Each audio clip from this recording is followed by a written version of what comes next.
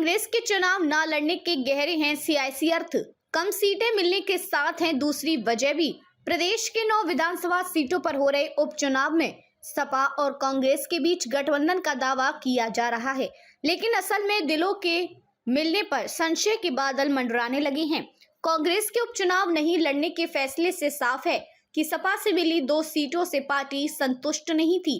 दरअसल कांग्रेस यूपी विधानसभा उपचुनाव में मझवा, फूलपुर, गाजियाबाद, खैर और मीरापुर सीट मांग रही थी। सपा ने गाजियाबाद और खैर सीट छोड़ी। कांग्रेस ने असंतुष्टि जताई। इस बीच सपा की ओर से कहा गया कि फूलपुर सीट भी दे सकते हैं, लेकिन बुधवार को यहां से सपा के मुश्तबा सिद्दीकी ने पर्चा दाखिल कर दिया। इसके बाद दिल्ली पहुंचे कांग्रेस के प्रदेश प्रभारी अविनाश पांडे और प्रदेश अध्यक्ष अजय राय ने शीर्ष नेतृत्व को पूरी स्थिति बताई।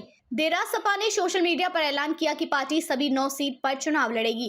बृहस्पतिवार दोपहर बाद दिल्ली में कांग्रेस ने कहा कि भाजपा को हटाने के लिए सीट नहीं, जीत जरूरी है। सपा का प्रदेश नेतृत्व भले ही गठबंधन कायम होने की बात कह रहा हो, लेकिन हालात कुछ और ही हैं। फूलपुर सीट से कांग्रेस के सुदेश यादव का पर्चा दाखिल करना इसका प्रमाण है। सपा की ओर से सीटें नहीं मिलने से कांग्रेस के प्रदेश स्तरीय नेता ही नहीं, बल्कि कई सीटों पर चुनाव लड़ने की तैयारी करने वाले भी खफा हैं। लखनऊ समेत कई जगह पर संविधान बचाओ सम्मेलन करने वाले पूर्व जिला जज बीडी नकवी कहते हैं कि आपसी सामंजस्य बनाए रखने के लिए कांग्रेस को सीटें मिलनी चाहिए थी।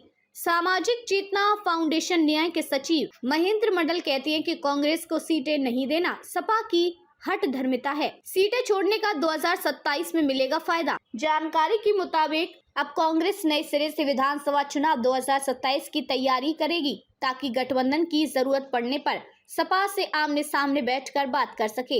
ये सपा के लिए खतरे की घंटी हो सकता है। इंडिया गठबंधन के भविष्य पर संकट। लोकसभा चुनाव में गठबंधन के साथ खड़े दल अब मैदान में हैं। राष्ट्रवादी कांग्रेस पार्टी 3 उम्मीदवार उतार चुकी है।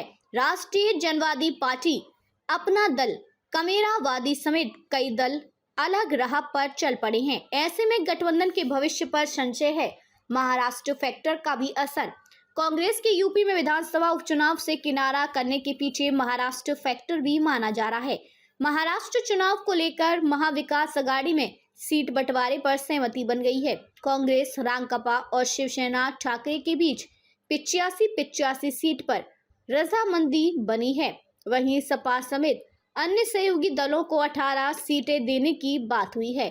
यहाँ सपा 12 सीटें मांग रही है और 5 पर उम्मीदवार उतार चुकी है।